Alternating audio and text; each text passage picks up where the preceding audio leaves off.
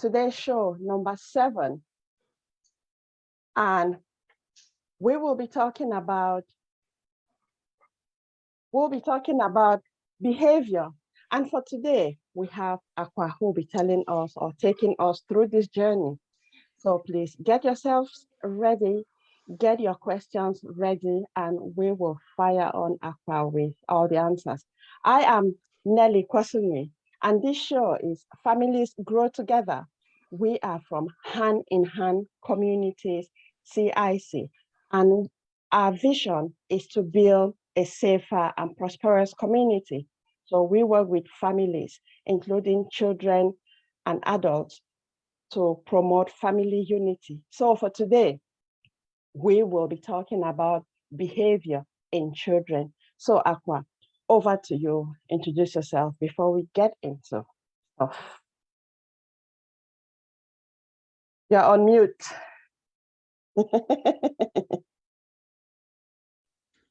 Thank you, Nelly. Hello, everyone. Aqua here, your early intervention practitioner. Today, we're talking about behavior. So we'll look at what behavior is. We'll look at the functions of behavior. We'll look at some examples of behavior. And we'll look at what behavior looks like in children, especially the kind of behaviors that we do not want and how we can help them change them to what we would like to see manifesting in them. That's what we're going to look at today. Yeah. Okay, just before we continue, you know what? I like your background because it's quite summary. Yes. Let's pretend that it's sunshine. The cold is too much. We have to, When it's freezing and the temperature is -2 degrees, -6 degrees. Lord have mercy on us. Okay, so are you ready? I've got a few questions to explore this behavior with you. Right, I'll try and be ready. Yeah, fire on. Okay, so today we are talking about behavior. And I know behavior is a word that we use commonly. Can you tell us what behavior actually is, please? Right, the dictionary definition of behavior would be the way we act or the way someone acts or conducts themselves, especially towards other people. So behavior is how someone carries themselves. It is what somebody does to make something happen or to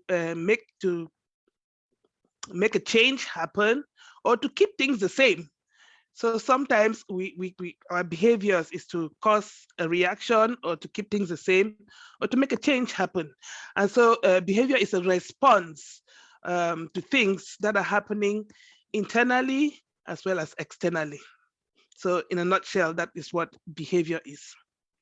Okay, so if I get you well, behavior is how we act or react or respond to something, someone, any situation.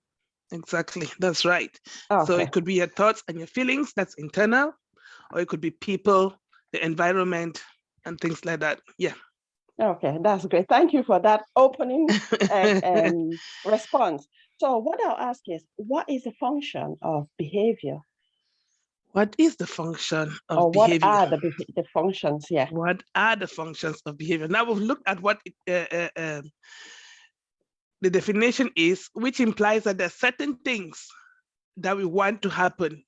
So the four main common functions of behavior. So either it is to get social attention, is to get something tangible or an activity, or is to provide us with an escape or avoidance, or sensory stimulation. Now explain what these mean in a nutshell.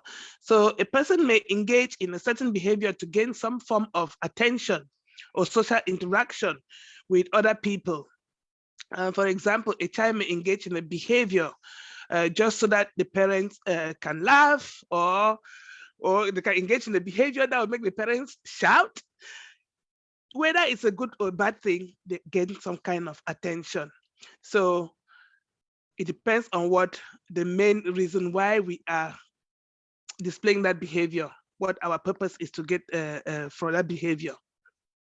The second thing is tangibles or activities. So some behaviors occur to so a person can obtain something tangible, like a tangible item, or gain access to a certain activity. So for example, someone can scream or shout until their parents give them something. So we know about children throwing tantrums and manipulating their parents with all kinds of behavior. That is an example of getting an activity or tangibles. And it could be an escape. So obviously not all behaviors occur because a person wants to obtain something. Sometimes many behaviors occur because a person wants to get away from something. And so examples could be someone may engage in an aggressive behavior so that maybe, for example, a teacher stops running academic things so that they can focus on something else because they're bored in the class or something. So that could be an avoidance of learning. They engage in this terrible behavior so that the focus is no longer on the maths that is a problem that you're supposed to be solving. Now they're dealing with the behavior that you have manifested, and now it's something else that you've distracted from the main objective. And then the next function of the behavior could be sensory stimulation. So sometimes we do not only rely on external factors to get for the behavior or for our behavior. So the function of some behaviors are to please ourselves. So for example, children may like rocking back and forth because it calms them. Some other bad behaviors could be like smoking. Some people think that smoking calms them, whereas if you do deep breathing, it has the same kind of effect, but it's a positive way of getting that stimulation that you want. So those are the four main functions of behavior. So broadly speaking, that behavior serves two main functions. Either a person is trying to get something, or a person is trying to get out of or get away from something. So from these two things, from these four main things, we see that two of them are positive and two of them are somewhat negative, so to speak. So we're trying to get something or we're trying to avoid something. Okay, thank you for that. So you've just given that summary there, which I think is really, really important for us to understand, because sometimes we think that behavior is, or we interpret behavior as just what we see, but it's good you've explained that it is internal and external, either to get something or to give something, which is a nice summary there. So just how do children come up or develop these behaviors? Right. So we are all human beings, including children, and we all want these four things. Sometimes we want a tangible thing, sometimes we want to get away from an activity, sometimes we want that attention from our parents. So children's behaviors are essentially to get attention, because as human beings, we're social beings. We want that interaction. We want to have that connection with our parents, and and as such, sometimes our children will behave in any way that will get them the attention, be it positive or negative. Now, like we'll look at the functions of behavior. When a person gets, when a person does something to get what they need in a positive way, it is called positive reinforcement. But when they're doing it in a negative way, it's negative reinforcement. So when children behave in a way that if they come and ask you politely, Mom, can you play with me? Or Mom, I want a packet of crisps or something, behaving positively. And when you give them what they need, it's positive reinforcement. So you reinforce that good, polite behavior with a reward. But if they come to you and you say, okay, wait a minute, let me just finish what I'm doing, and then they fall down on the ground and throw a tantrum and scream and shout, you can respond in two ways. You can either reinforce that behavior, which is a negative behavior, by giving them what they want, or you can choose to ignore that behavior until they stop and behave in the right way, and then reinforce the good behavior with something positive by giving them what they want. So it depends on what the child wants. So with our children, when they are young, especially when they're beginning to assert themselves, they're beginning to gain themselves as an individual. So around the kind of 2 years of age, the brains are still developing, the connections are still being formed, like we discussed last time when we're looking at language delay. The connections between the limbic brain, which is the back brain where our emotions are, and the frontal cortex, the cerebral cortex, where our thoughts are, the memories are, our higher functions are not really connected properly. So our role as parents is to help our children self-regulate. So from a 2-year-old is quite impulsive. So their actions are usually coming from the emotional side of the brain. So when they see something, they want it. When they touch something, they want it. Everything for them is, I want it, I'll get it now. And it's very impulsive and they'll go for it. Whereas as parents, our job now is to regulate them, teach them that self-control, to be able to say, okay, I can wait, to be able to access this. So when they work from the limbic brain, so from the impulsive side, from the emotional side, they don't always think about the next person. So they just go for what they want. But our role now is to help them use their frontal cerebral cortex now to think about the other. So if I'm going to take this thing from this other child, how would that affect them? And that comes as they develop and grow in age. So that is where the external comes in, how we start regulating them externally. So internally, they want that thing that they want. Externally, we have to manage that behavior, help them to navigate their emotions. Okay, thank you for that. You've talked of self-regulation, which I think is really important, and also the example you've given about the tantrum and the reinforcement or the ignoring. Sometimes, say it's common in when you go to the supermarket and you see a child just fall down flat and be screaming, and sometimes the parents feel really embarrassed. I was that parent. I would put my hand up and say, I have been there. My son in particular, he used to do that. He will just fall on one of the aisles and be screaming. At first, I did not know how to deal with it, but I think I must have done something in line with what we are talking about, either to reinforce or to ignore, which I'm sure I ignored and tried. I taught him to learn how to self-regulate. Mm. And that takes me to the next question, which in part I've talked about. How then do children learn behaviors? So behaviors are learned in several ways. First and foremost, by modeling. Children learn from what they see.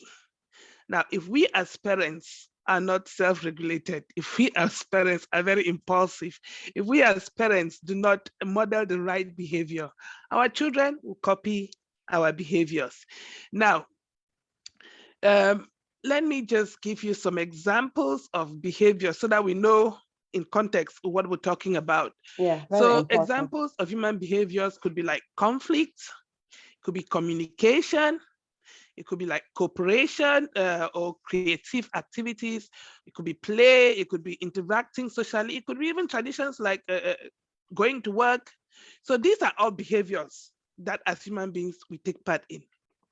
And sometimes we need to encourage our children. So for example, children are quite active on the fives, for example. When you're going out and about, they run. That is a behavior, even though it's an activity. It's a behavior that they have energy in them, and because they want to release this energy, they run. So they get that behavior out of the energy out of their system. But when they're walking on the road, you want them to walk. So that is some those are some of the things that will try behaviors that will try and encourage. Say, okay, let's hold hands and walk. And these are some of the things that we have to model. So, like you said, how do these things manifest? So we have to model the behavior to our children. In addition to that, we have to give them positive reinforcement.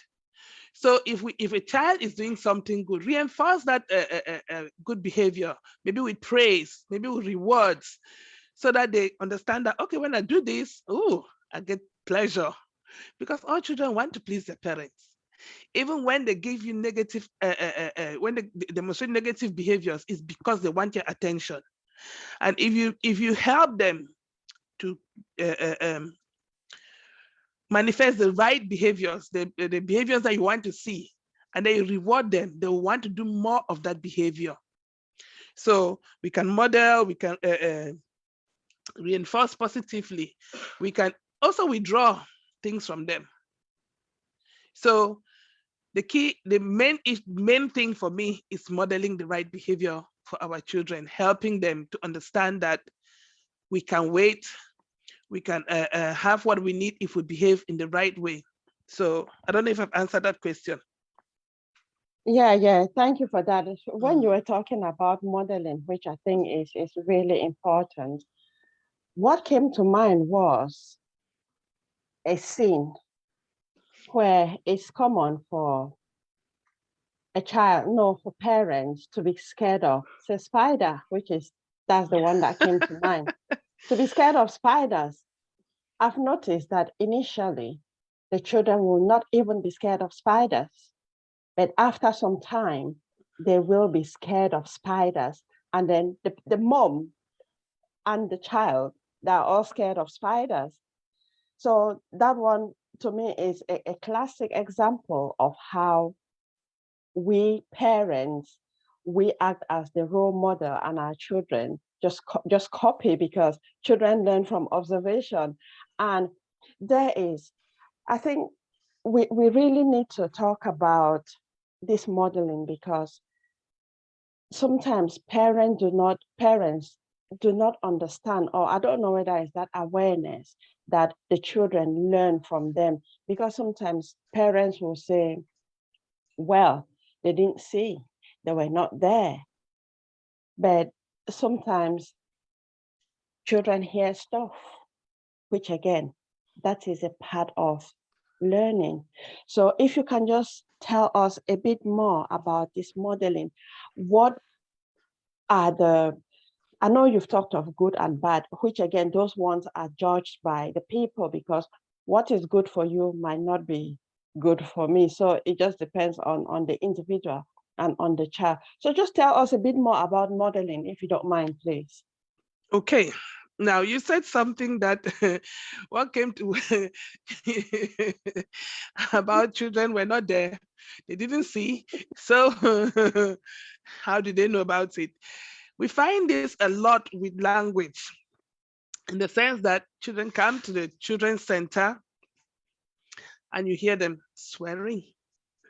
Now, a 2, 3-year-old swearing, they've heard it from somewhere. It didn't, especially if they're not in nursery. And even if they were in nursery staff would not be swearing in the presence of the children. So they would have heard it from home, or maybe, yes, from home predominantly. Either the parents are swearing, or they watch it on TV. For the under especially for the under fives. When they're older, obviously they engage with friends, and everybody comes from different backgrounds, and so they can copy some of these behaviors. But it is key. The most important thing for us as parents is to know that we are our children's first educators. We spend the first few years of their lives are predominantly with the family, and home is where the foundations are supposed to be built. Now, if what I have seen a lot of is parents, especially young parents, struggling to manage their children's behavior, because somehow they want to be their children's friends. And rather than modeling that behavior and disciplining the child, they're trying to, oh, if they cry, it hurts me when they cry, and this and that and the other. And you're not modeling to them what they should be doing. So when we say no to our children, we're telling them that we do they We're modeling to them that the world is not going to give you everything that you want. So it's important that we talk right, that we behave right, the way we engage with our partners and spouses and other people in our lives models what the children are picking up. So how we manage conflict, how we talk to one another, they pick it up as well. So all these things impact on our children's behaviors. Okay, thank you so much for that explanation. So I think the main message here is parents, we as parents, whatever we do, our children are copying. So let's be mindful of what we do. And when you were talking, I just remembered um, I am a social worker. So when I was working, there were like common patterns that I observed. Like parents will say, just similar to what you've said, they feel bad when their child is crying and they will give whatever the child wants. Yes, the child will get satisfied at that time. But like you said, we parents are modeling, we're teaching the child that Mhm, when they want something, they have it. But in real life, that's not what happens. And down mhm, the line, when the children get older, they want something and they want it there and then tantrums and all whatnot. Sometimes when the children get older, they start like damaging houses, throwing and breaking things because that instant gratification, that is what we taught them at an early age, that when they need something, they get it at once. So I think that modeling is really, really important. So parents, just like what Aqua has said, when you say no to your child, it's not a form of punishment. You are teaching them that they can delay to have something because in real life, they don't always have what they want at the time they want it. So mhm, teach them to delay. It's not a form of punishment unless you are intentionally punishing that child by depriving them of what they need. So yeah, thank you so much for that, Aqua. mm. So now you talked of good and bad behaviors. So what are the behaviors that parents need to pay attention to? Right. I'll just say about good and bad behavior. We don't like calling it good and bad behavior. We Yeah. want to call it unwanted behaviors because children are, especially on the fives, when they are still in that building foundation years, when we're trying to help them grow. The impulsive behavior that they manifest is not because they are naughty. It's because of the emotions that are in them that they don't yet know how to explain or how to bring out maybe in words or regulate. So the impulsive behavior is not naughtiness. It's not that they are being bad. It's just that the manifestation of it is something that we do not want, which is where we come in to support them to develop the right ways of behaving. And sometimes it's like I said, it's not because Okay. So Aqua is just right. okay. So it's because of the lack of language to describe what it is that is the frustration that comes out of the lack of language that they to describe what they are feeling or what they really want. And so when they cannot get their message across, it comes out in these unwanted behaviors, and that is what we are trying to avoid. So what was your question again? I've gone around the houses and now I've lost my train of thought. Okay. The question that I ask is, what behaviors do parents need to watch out for? Ah, right. Okay. What behaviors parents need to watch out? There's no universal behavior that parents need to watch out for. Children come out with behaviors depending on the circumstances in which they find themselves. So there's no prescriptive behavior. Now we know that 2-year-olds are impulsive and they'll throw tantrums because that is how they want. That's the only way that they know how to express themselves. So the key is if you observe anything that you as a parent do not think is acceptable. So, for example, hitting. biting. They are not acceptable behaviors. And if your child is hitting, the biting, or the throwing tantrums, we do not want that to happen. So we have to start putting the boundaries in place from the very get-go. If they bite you, you firmly tell them, no, we do not want biting. Biting hurts. We explain to them, we remove, if they're not yet able to understand that their actions have an impact, or that it causes somebody else to hurt, then we remove them from that place by distraction. We use distraction techniques to remove them, to stop that behavior, because what we want is for them to engage in something else that will stop them displaying that behavior. So if a child now who is impulsive sees another child with a toy and snatches the toy, we have to go right there and then and deal with it there. We'll not leave it later, because that child, because they've gotten that toy, they've forgotten about it. They got what they wanted and they're happy and they're going. But if we do not deal with it then, and we wait to go home and say, oh, you shouldn't have stolen that toy from your friend, they will not even remember it. So we deal with the action there and then. So, and if it is that they've taken something from somebody, take it off them and give it back to the person. Tell them, no, we do not snatch toys from other people. Give them an alternative toy so that they're not totally deprived, but they know that somebody else had it before them. And so we have to keep this modeling the behavior that we want to see them manifest, really.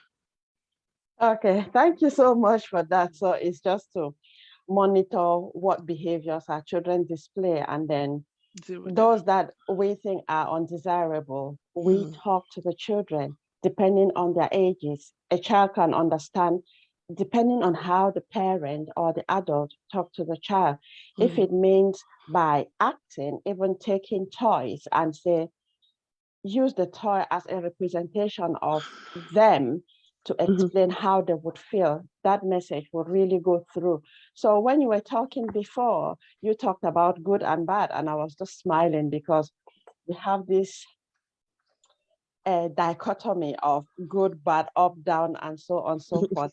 And that just reminds me of a book that I have been reading, and it talks about that is the polarity of everything.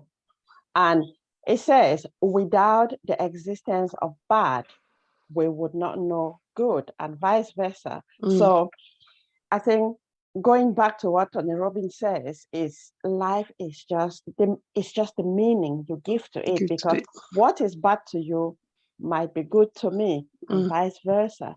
So it's just that I think the society has made us to know that bad is bad, but bad is not bad. It's just like failure is bad, as is good. So, I mean, without the existence of the other, you would not know the other. Yeah, so the opposite, I think, I think it's for us parents to start changing that narration to make our children know that all their behaviors are behaviors that they've exhibited, but it's how do we help the children? How do we model to our children? Because like we've taught, like you said, those behaviors are learned from the parents, who are the number one educationists of their children.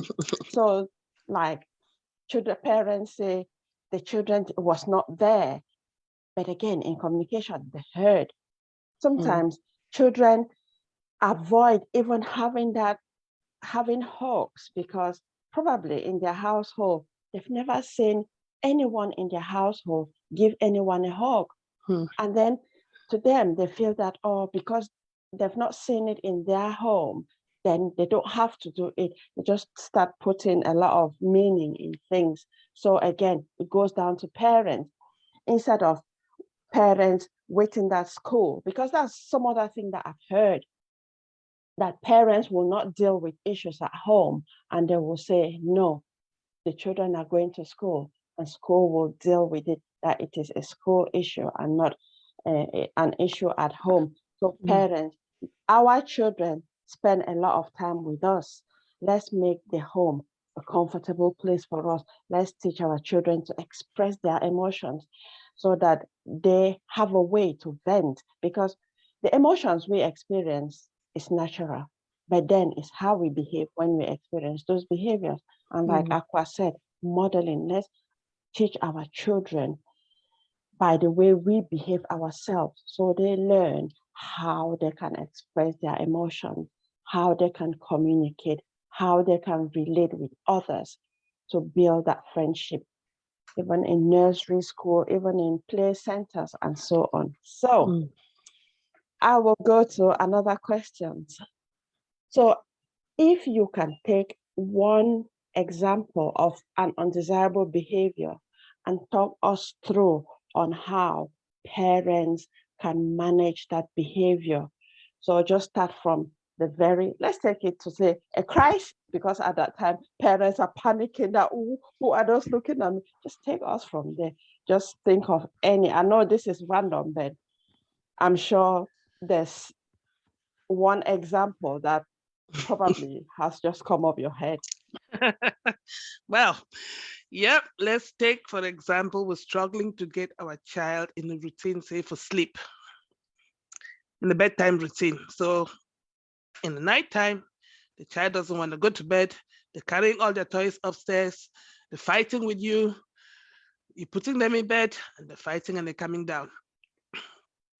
First thing that we do is we look at, do an assessment of, like we do family approach in hand, and that is what we go to the home and do. When the parent comes to us and asks for support with behavior, we go to the home and first of all ask the parents what has been going on, what is the situation like, what are you struggling with. And most often than not, they'll tell you that the child doesn't listen, the child is always wanting their way, they will not sleep, when you call them, they do not answer, they throw tantrums in the middle of the shopping supermarket, and it's embarrassing. That is the biggest word that you hear. It's embarrassing. What do you do? Sometimes I just give in and just buy them what they want. So we have a discussion with the parents and ask them how they themselves were parented. Because it usually, what we experience, what we demonstrate, what we model is what we have been shown as well. You cannot teach your child something that you do not know. So most often than not, the parent from where they were parented. Now, it can be twofold. It can be that the parents came from a very strict home and they've decided that I'm not going to be as strict as my parents were. And then they become too relaxed and too laissez-faire with their children. Or they can think that, okay, I want to set boundaries. But because the boundaries that they had were not very firm, they relax with the boundary. So today they'll set the boundary, tomorrow they change it. Today they go to bed at 7, the next day they go to bed at 11. No consistency with the boundaries or with the discipline or whatever they're struggling with. So when we do that assessment now, we make sure that, okay, is it from the parent or is it just the child manifesting these behaviors because they're impulsive or it's at that stage where they are?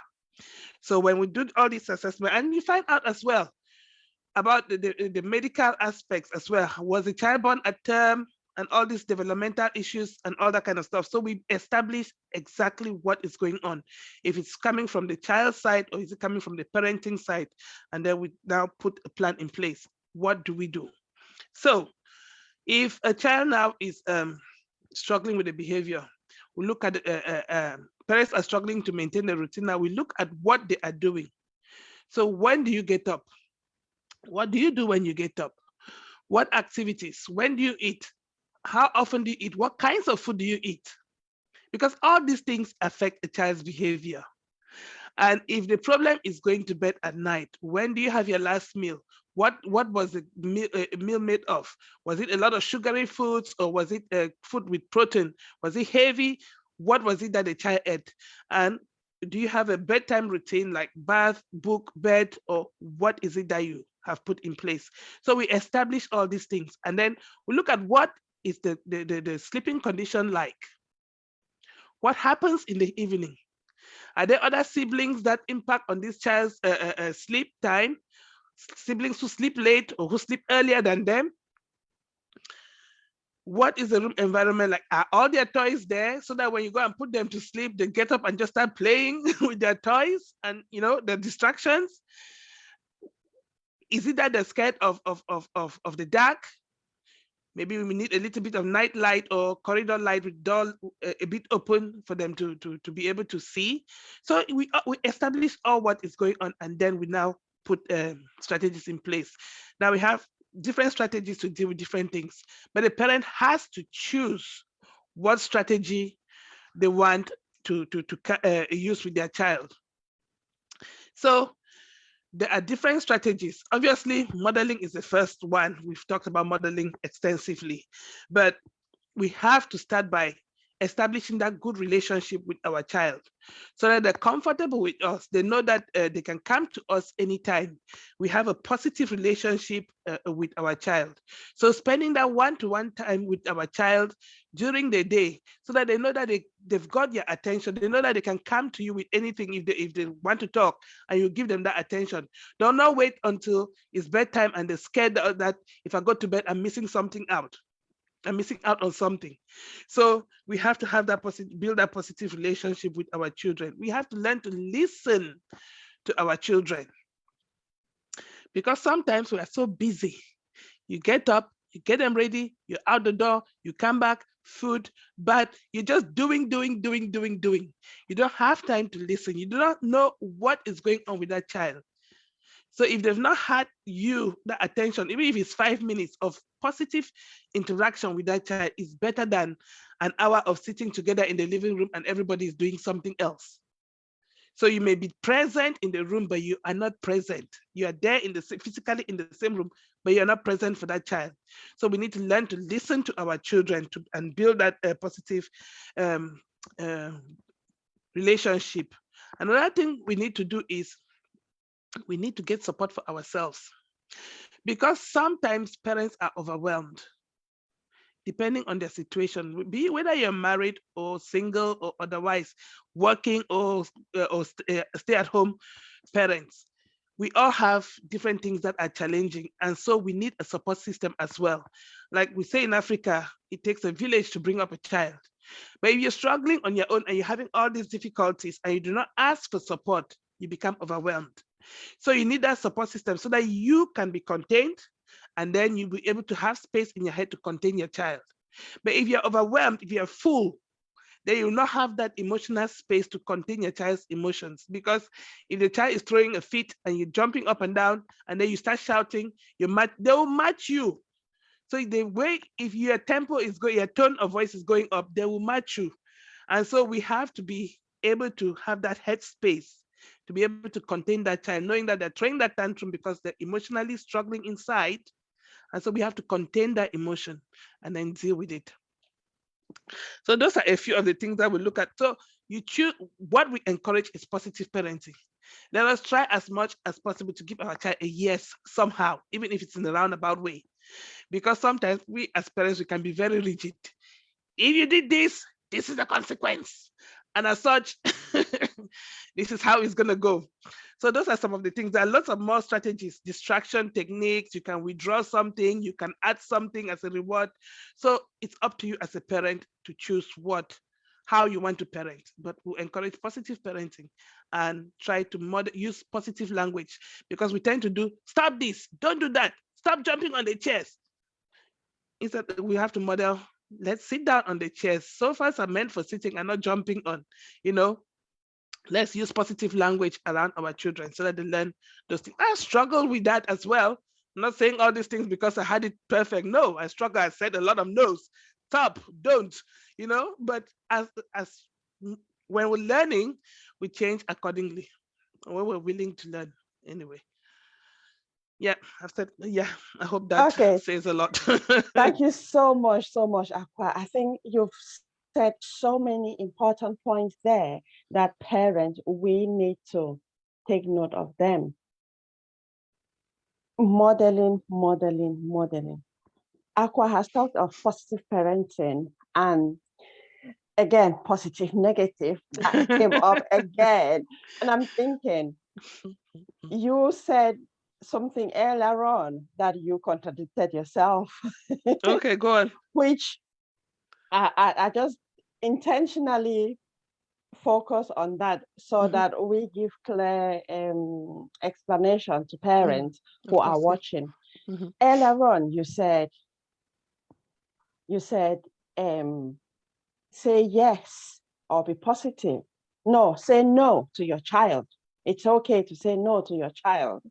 And then not long ago, you said use Yeah. a lot of positive words. So Mhm. have you not just contradicted It is yourself? not Just a give us a contradiction. It is not a contradiction. Right. Saying no, you can say no in a variety of ways. So if a child is, like I just said, use positive language. If a child is jumping on the chairs and you want to say, stop jumping on the chairs, but instead of using stop, negative language, you said, chairs are meant for sitting. Let us sit down. That is a no, but said in a positive way. So there's no contradiction there. So it's about how you use language, so to get what you want, because you yeah. don't want your child always to say, oh, we will not like our children to always know us as the parent who always says no. My children have said something. I don't I don't know, let me I know you're going to say no, but so then what's the point in you asking? Don't ask, because you already Yeah. know what the response is going to be. But then Yeah. that is because they've heard a lot of no. Mm-hmm. That Mm-hmm. is because they've had a lot of it. It didn't come from nowhere. But when they say it to you, it's like, but then it is true because they've heard it over and over again. And Yeah. that is why they just assume that if they ask, you're going to say no. But Yeah. then let us, I'm learning. Okay. Yeah, thank you for that. I intentionally, like I said before, Mhm. came up with that because African parents, they say no without explanation. Mm.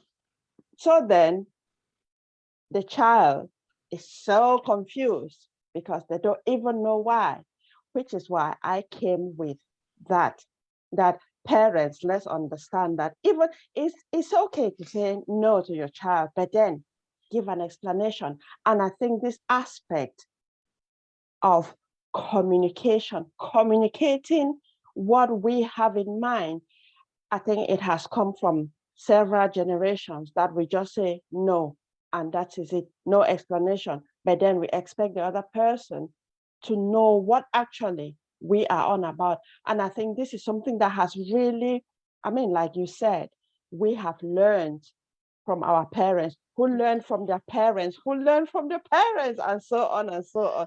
Yeah. So now, let's be aware of those things. When our children say something to us, it's not that they are angry or whatever. It's just what they have learned because that's just what they have, and they're reflecting it back to us. And it's easy for parents to get upset that why are they talking to me like that? But just even if you get that response from your child, just have a calm down, calm yourself, or take yourself out from that situation, and then you reflect. You Mm. will realize that what that child has said, about 95% or even 99% came from you. So Mm. avoid, say, just telling your child off or just sending them away, because again it adds on to the frustration and not being able to confide in you, not being able to have that relationship with you. They'll obviously go somewhere else, and then it'll bring a lot of trouble to the family because they go out, you don't know who they are meeting out there. And especially now with horrible things going on. We And don't want social our media as well. children, Mm. yeah, we don't want our children to go out there. So, parents, all what we are saying is make your home, make your house, make your family a comfortable place. Build that relationship between you and your child, your children individually. Like, I would say, like, for my children, I'm a mother of four. biological children. There was a time I was really struggling with my two younger children. And that was when I got into conscious parenting. I read a lot about Mm. conscious parenting, and I would recommend anyone to read about conscious parenting. In short, conscious parenting is just taking actions or be intentional, be aware of what you are doing. And it helped me in the sense that I focused. It took a lot of time, but I was dedicated because my children's well being is my number one. I dedicated 30 minutes each day to sit with each child. That was a lot, but I had an aim. I had something that I wanted to get out of it. And sometimes I would go and sit, and we didn't have anything to talk about, but I respected that 30 minutes. To an extent, it built trust because each child knew that I respected that time. The time was for them. Whether they said or they didn't say, it was their time. It was up to them what they wanted to do. To cut a long story short, I actually gained what I wanted because it was to improve on that relationship. And it worked. And if you work with your child to build that relationship, it's not a matter of friendship. You behave with your children in a friendly way, but they are never your friend. Just like what Aqua said earlier on, as a social worker, I've seen this a lot, where parents make their children their friends to say it's the best thing they can do. And like a parent will be talking about things that are not age appropriate to children in the sense that they want them to understand. No, children will not understand because they don't have that mental capacity. They don't have that experience to understand what the parent is talking about. So build a relationship with your child. Let it be age appropriate. The main aim is to get your child to open up. When your child opens up to you, it doesn't mean that you open up to your child because who is in control? Which is why sometimes you see there's role reversal between parent and children, whereby the parent becomes the child because they have probably the victim mentality, and then the child acts the role of a parent. So all of this is to raise awareness, to know that nothing is lost. You might have been going through a lot of difficulties with yourself and parenting your children, but it's never late. I was that parent who I got to a stage in my life where I could not even talk to my children, like discipline them, because when I want to talk, I cried because that's to show how low I was. And I'm sure other parents will be watching this. So there's always a beginning somewhere. But the main thing is acceptance. You need to accept that something is not right and take the action. Like Aqua said, there's support. Go and ask for help. Asking for help, the society has told us is a weakness, but actually it is not. It is to show how brave you are, that you have noticed that things are not working out right and you want to make that change. It is for the betterment of yourself, your children, your family, and your community as well. So that's it. Okay. So anything else you want to add, Aqua? You have Yes. really explained. Yeah. So one thing, like you said, we need to build positive relationships with our children, and we need to lay a good foundation with our children. There's this aspect of praise that we need to learn to give praise, to praise our children, to help them build their confidence.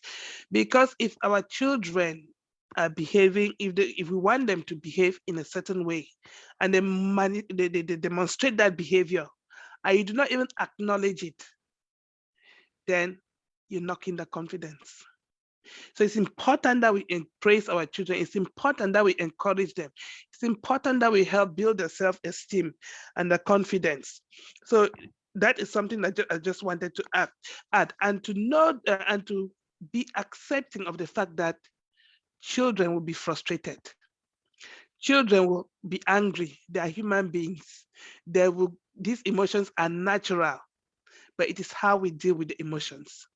So accept that accept angry and frustrating behaviors will come from your children, and as the adult, you are the one with the experience to be to be able to read the situation and know that, okay, this is what is happening. Maybe like Nelly said, I'm going to take 5, walk out, and then come back. If the child is safe, for the 2-year-old who's throwing that tantrum, if they're safe and you know that they're not going to hurt themselves, leave them. Their energy needs to come out. Let them cry. Let them cry it out. Throw themselves, beat them about, beat themselves about, and cry it out. It is what they need. And when they're finished, you can come back. I said, right now, can we talk? You okay? You bring them back in. Because when that child is throwing that tantrum, it is not because they are naughty. Like we said, they want, it is when you are supposed to bring them in first. And then you deal with the behavior when they've calmed down. So it's important that we look at things like that and set your rules, set your boundaries, and be consistent with your boundaries. Do not have a relaxed, but if they hit you today, oh, that's cute, it's very funny, you laugh. Tomorrow they hit you again and you stand with them. You're confusing the child because it is a behavior that you laughed at before, and you smile with them, and it was funny, it was cute. And then the next day they do the same thing and you shout at them. You are confusing the child. So we have to be consistent in the way we parent and in our rules. And sometimes, even though we need consistency, it is not a brick wall. We can be flexible as well. It is not a contradiction. We can be flexible because we are human beings. We have emotions. We have things that are happening around us that sometimes may change,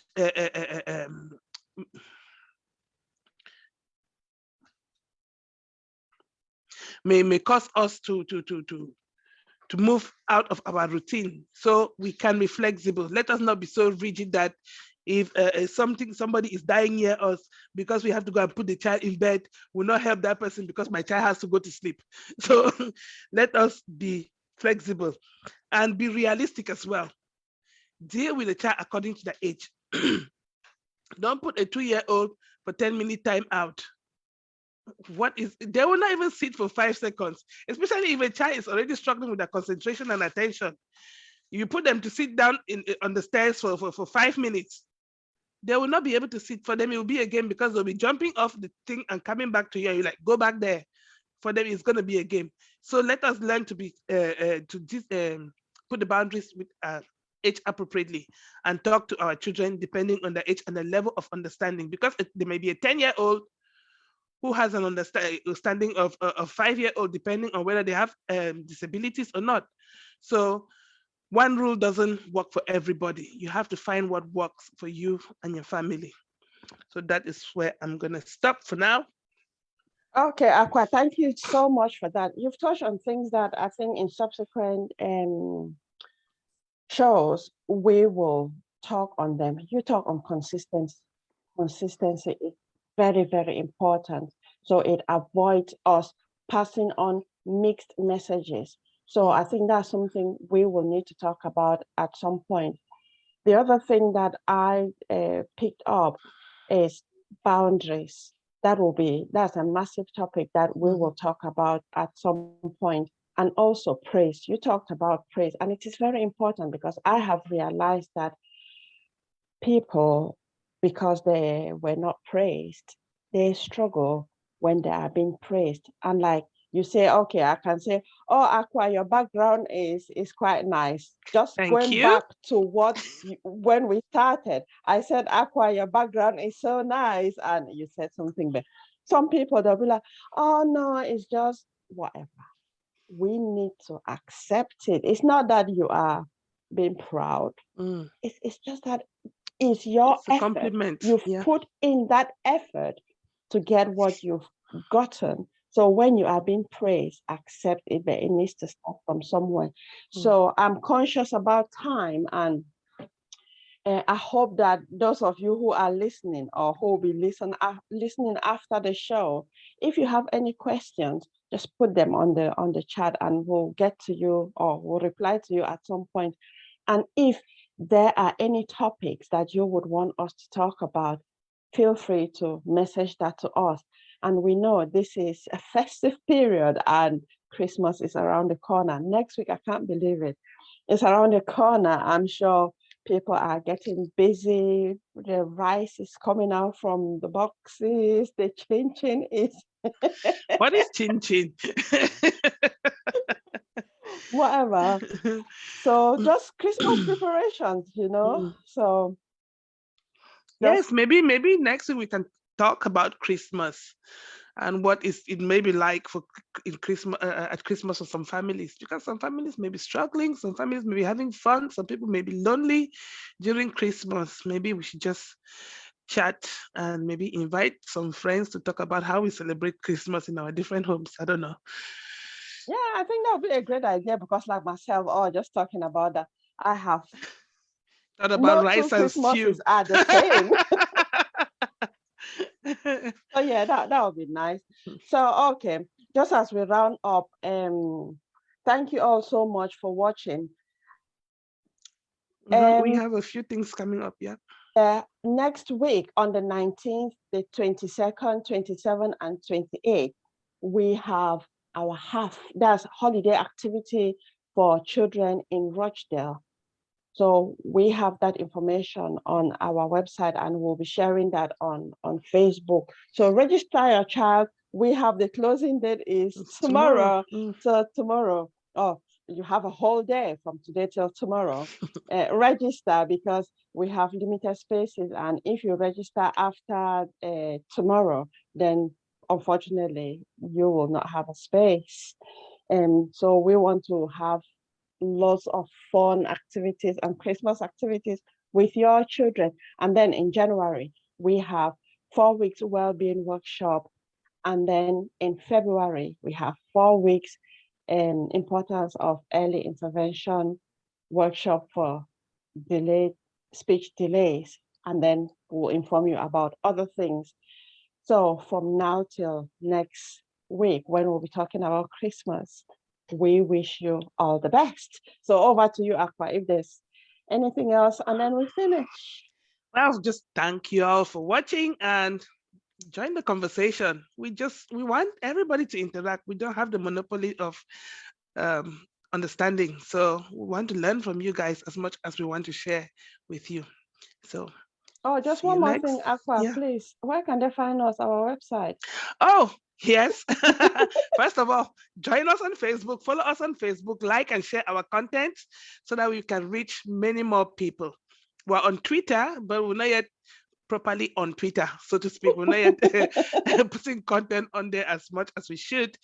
But you can find our you can visit our website to find out more about what we do on handhandcommunitycic.com. I repeat, handhandcommunitycic.org. .com. handcommunitycic.com. Okay. Thank you so much and have a great evening. Bye-bye. Bye.